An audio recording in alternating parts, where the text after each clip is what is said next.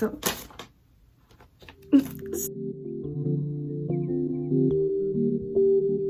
hello everyone and welcome back to my channel. If you haven't seen me before, my name is Heather. If you have seen me before, then you already know that my name is Heather, so welcome back. My last two videos weren't really stuff that I usually do. I did an outfits of the week and reaction to my old YouTube channel when I usually do like LDR stuff and being LGBTQ plus stuff. So I thought I would go back to my roots and do a long distance relationship video because that is probably what the majority of you guys are here for. So for this week's video, I'm going to do a video about your mental health in a long distance relationship and how you can sort of maintain that and try to stay positive, and some tips and advice from someone who's been in a long distance relationship for over 2 years. This video was suggested to me and I thought it was a really good idea because a lot of you guys reach out to me about stuff like this. So I thought I would just share my insight and hopefully it can help at least one of you.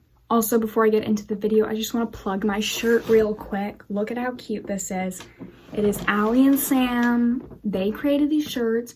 Follow them on Instagram, follow them on YouTube. They're such a cute LGBTQ plus couple. They're married and I love their channel, so go follow them and go get one of these shirts if they are still available. I don't actually know if they are, but it's super cute and I just got it and I love it. Anyways, without further ado, let's get into the video. So as I said, I've been in a long distance relationship for over 2 years. My girlfriend Elia and I met on Tumblr, and yes, she lives in Pennsylvania. I live in Canada, so we are long distance. Over these past 2 years, we have dealt with obviously being in a long distance relationship and dealing with what comes with that physically and with your mental health. And obviously we're not experts, but over the course of our relationship, I have come up with a few things that sort of help to ease the pain of being in a long distance relationship that comes with it sometimes. My first piece of advice is kind of a given, but it is to talk to your partner as much as you can, but also give them space when necessary. So Elia and I talk pretty much all the time. We're constantly texting and then we FaceTime whenever we're both free. So that definitely helps us, because if we were in a relationship that wasn't long distance, we would be hanging out with each other as much as we FaceTime, if you get what I mean. So that sort of helps, and we like to do our homework together and watch stuff together and just do as much as we can to be a normal couple. Obviously, we can't do everything because we're not physically together, but doing these kind of things helps it feel more normal, like I said. But yes, along with that, you don't want to force your partner or anything to talk 24/7 because you do both have your own lives, and it's important that you still live your own lives and hang out with your friends and spend time with your family and do other things that make you happy outside of the relationship. So if your partner is busy, obviously that's going to be kind of sad because you want to see them, but it's important to also give them the space that they need to do what they need to do. So that is tip number 1. My second piece of advice to improve your mental health while in a long distance relationship is to try to always have something to look forward to. And this doesn't necessarily have to be a future visit or anything. It can be an anniversary that you're going to do something fun for, or even just looking into the distant future at a time where you two will be able to live together and not be long distance anymore. So I know that sometimes it can feel like there's nothing to look forward to if you don't have a visit planned, or you feel like you're not going to see each other in a really long time. That can be kind of gut-wrenching, but I promise you that there is always something to look forward to. Like I said, you can look forward to your future. Elia and I love to go on Pinterest and sort of plan our future wedding and what our future house will look like and stuff. And I've mentioned this in another video, but that's just something fun that you can do together and something that you guys can look forward to together to make it hurt a little less that you can't be together right at this moment. My third tip for your mental health in a long distance relationship is to plan your next trip before you've left your current one, if possible. Now, obviously, I know that financial situations don't always allow this, and you don't always know what your schedule will be, so that it can be hard to do this, but if you're able to, it really, really helps. Alaya and I like to try to have our our next visit planned, so that when we're in our current one, when we have to say goodbye, we know when we're going to see each other next, and we can count down together. That's something that really helps. Like, for example, she's coming in May, and we don't have a trip booked yet for after that, but we're hoping while she's here in May, we can plan our next trip.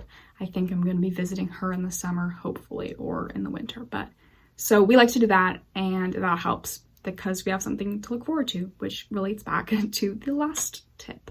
My fourth piece of advice is something that I sort of touched on earlier, but it is to have things in your real life apart from your relationship that make you happy. Have people in your life that make you happy. Find hobbies and things to do that make you happy, so that you're not just constantly focused on your relationship and focused on how long distance can be kind of sucky. If you have these things to do in your actual life, then you both have your own hobbies and things that you can put your energy into that is outside of the relationship. And it also gives you something to talk about with your partner. If you have fun things from your day that you did with your friends or with your family, or you did something cool with your hobby or whatever, that can just be super helpful. And I just think that's really important, because in any relationship, both partners need to be people outside of the relationship and have their own things that they're interested in.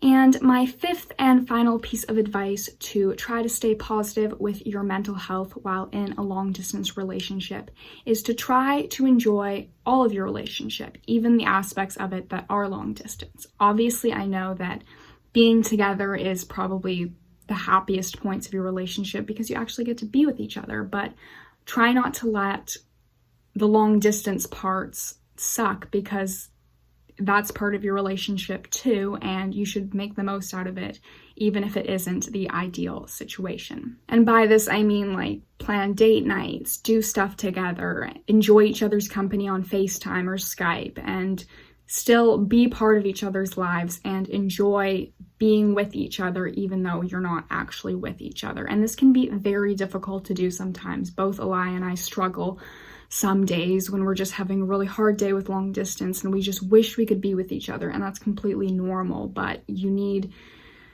to look past those bad days and try to remember that every single part of your relationship is special and wonderful, and it's incredible that you've met this person that you get to be with and that you get to love so deeply and who loves you back. So I just think it's important to try to enjoy as much of the relationship as you can, even when you aren't together physically. All right, so that is all of the advice that I have for maintaining a positive outlook while in a long distance relationship and keeping your mental health as good as it can be.